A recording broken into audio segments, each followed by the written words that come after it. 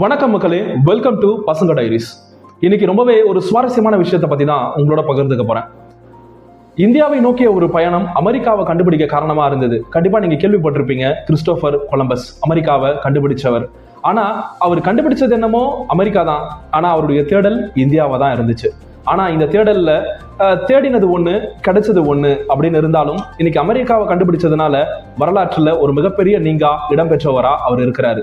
ஆனா இந்த தேடல் சாதாரணமா நடக்கல, அதுதான் உண்மை. எப்படி தெரியுமா? கிட்டத்தட்ட 10 வருஷ தேடல். ஒரு நெசவாளியினுடைய மகனா பிறந்து அவரால் என்ன சாதிக்க முடியும் அப்படின்னு எல்லாரும் கேட்டுக்கிட்டு இருந்த போது, நிச்சயம் என்னால ஒரு நாள் இந்தியாவை கண்டுபிடிக்க முடியும் அப்படிங்கிற ஒரு நீங்கா கனவோட அவருடைய பயணம் ஆரம்பமானது. எல்லா நாட்டு அரசர்கள்கிட்டையும் கேட்கிறாரு, நான் இந்த மாதிரி இந்தியாவை கண்டுபிடிக்கணும், எனக்கு உதவி பண்ணுங்க அப்படின்னு சொல்லி எல்லார்கிட்டையும் கேட்கிறாரு. 10 வருஷம். ஆனா அவருக்கு யாருமே உதவ தயாரா இல்ல. எல்லாருடைய வெற்றிக்கு பின்னாலும் நிச்சயம் ஒரு பெண் இருப்பா அப்படின்னு சொல்லுவாங்க இல்லையா? அந்த மாதிரிதான் கிறிஸ்டோபர் கொலம்பஸனுடைய வெற்றிக்கு பின்னாலும் ஒரு பெண் இருந்தா.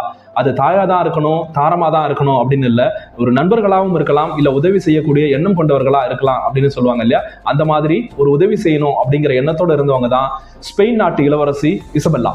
இந்த இசபெல்லா தான் என்ன பண்ணாங்க அப்படின்னு கேட்டீங்கன்னா, கிறிஸ்டோபர் கொலம்பஸை நம்பினாங்க. நம்பினதுக்கு அச்சாரமா ஒரு 3 கப்பலை அவர்கிட்ட கொடுத்தாங்க. 3 கப்பலை கொடுத்தது மட்டும் இல்லாம நிறைய உணவுப் பொருட்களையும் அந்த கப்பலையும் கொடுத்தாங்க. அந்த 3 கப்பல், அந்த உணவுப் பொருட்கள் தான் கிறிஸ்டோபர் கொலம்பஸை இந்தியாவை நோக்கிய பயணத்துக்கு ஒரு ஆதாரமா இருந்தது. ஆனா அங்கதான் ஒரு சிக்கலும் ஆரம்பிக்குது.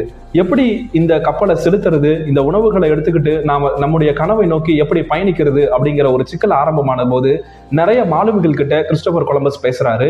யாருமே தெரியாத, திசை இல்லாத ஒரு நாட்டுக்கு பயணம் பண்ணணும் அப்படின்னா திரும்ப உயிரோட வருவோமா அப்படிங்கிற சந்தேகத்தினால யாருமே கிறிஸ்டோபர் கொலம்பஸ்க்கு உதவுறதுக்கு தயாரா இல்லை. திரும்பவும் இந்த பிரச்சனையை அவரு இளவரசி கிட்ட கொண்டு போறாரு. இளவரசி என்ன சொல்றாங்கன்னா, நீங்களே ஒரு மார்க்கத்தோட வாங்க அப்படின்னு சொல்லி அனுப்புறாங்க. அந்த சமயத்துல அவர் யோசிச்ச வழிதான் கொலை குற்றவாளிகளை தன்னுடைய தோழர்களா, தன்னுடைய மாலுமிகளா மாத்திர எண்ணத்தை அவருக்குள்ள விதைச்சுது. உயிர் போகும் அப்படிங்கிற நிலைமையில இருந்த ஒரு 7 கொலை குற்றவாளிகளை தன்னோட கூப்பிட்டுக்கிட்டு இந்தியாவை நோக்கிய பயணத்தை ஆரம்பிக்கிறாரு.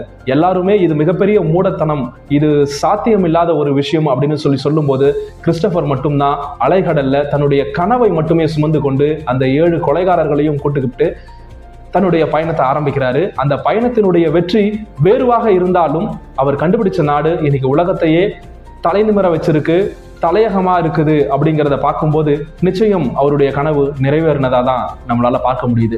நிச்சயமா இன்னைக்கு நீங்க கேட்ட இந்த பசங்க டைரிஸ்ல நாங்க பகிர்ந்துகிட்ட விஷயம் உங்களுக்கு ரொம்பவே பிடிச்சிருக்கும் அப்படின்னு நினைக்கிறேன். திரும்பவும் அடுத்த வீடியோவில் உங்களை சந்திக்கிறேன். அதுவரை உங்களிடமிருந்து விடைபெறுவது உங்கள் சகா பார்த்திபன்.